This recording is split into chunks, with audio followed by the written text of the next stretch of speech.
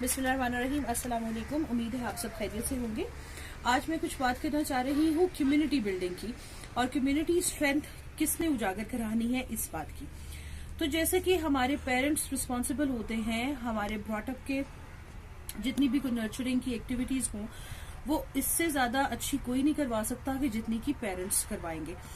लेकिन हमारे पेरेंट्स में ज्यादातर वो फोकस किस पे कर रहे होते हैं, बच्चों के ग्रेड्स पे, बच्चों की एजुकेशन पे। ज्यादा इनका टिल्ट ये होता है कि ये एजुकेशनली हम इनको साउंड कर दें, लेकिन वो इस चीज को इग्नोर कर जाते हैं या उनके ज़हन से स्किप हो जाता है, या ज्यादा फोकस एजुकेशन रहती है। जो स्किप होती है वो है उनको as a responsible social being बनाना।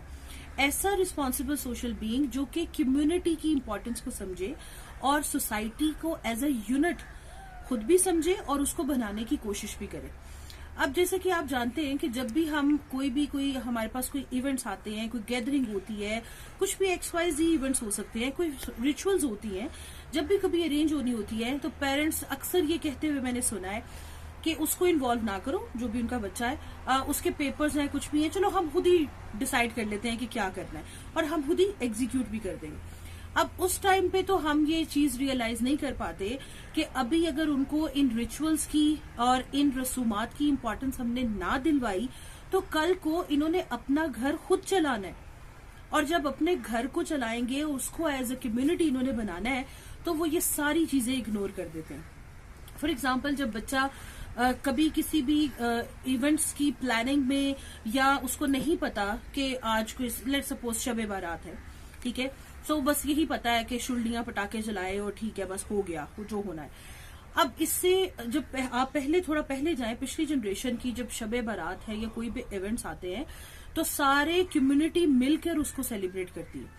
यहाँ पे हमारे जो रिचुअल्स हैं उनका ये हाल है कि अगर किसी की शादी होती है किसी मोहल्ले में, तो एक मोहल्ले में शादी, एक घर का मतलब है पूरे एरिया में शादी हो रही है। लेकिन अब जब हम सोसाइटीज के सर्कल में आ गए हैं, आप देखें कि साथ वाले घर में क्या हो रहा है आपको ये भी नहीं पता होता, तो कम्युनिटी का क्या पता है उसमें क्या हो रहा है, वो तो दूर की बात है। अब ये हो क्यों रहा है और इसको रोका कैसे जाए? हो इसलिए रहा है कि पेरेंट्स इस चीज पे फोकस नहीं करवा रहे कि बच्चों की एजुकेशन के अलावा भी बहुत से एरियाज हैं जिनमें उनकी डेवलपमेंट रिक्वायर्ड है, और सबसे इम्पोर्टेंट एरिया होता है सोसाइटल डेवलपमेंट और कम्युनिटी स्ट्रेंथ। सो हम जब वहां पे ये रियलाइज नहीं करते, जब बच्चा छोटा है या इवन एडल्ट की फेज में भी है और अभी वो अपना फैमिली रन नहीं कर रहा, बट स्टिल वो एक ग्रोन अप एडल्ट है, उसको ये सारी बातें पता होनी चाहिए। जब वो कल को अपनी फैमिली को बनाने की फेज में आता है, अब उसकी अपनी फैमिली है, अब उसने उस फैमिली को एज अ सोशल यूनिट बनाना है, उस जगह पे जाके वो फ्लॉप हो जाता है। क्यों? क्योंकि उसको ये बातें बताई ही नहीं गई, उसने इन चीजों की एक्सरसाइज ही नहीं की। जब वो छोटे हैं या उनके एडल्टहुड के फेज में है तो पेरेंट्स खुद ही डिसीजन लेते थे, खुद ही वो सारी चीजें करते थे, खुद ही सरदर्द लेते थे और सब कुछ हो जाता था। लेकिन अब वो खुद बाप है, अब वो खुद बंदी माँ है और उसने अपनी नेक्स्ट जनरेशन को ये चीजें सिखानी, बट उसको पता ही कुछ नहीं है, तो वो नेक्स्ट जनरेशन को क्या सिखाएगी?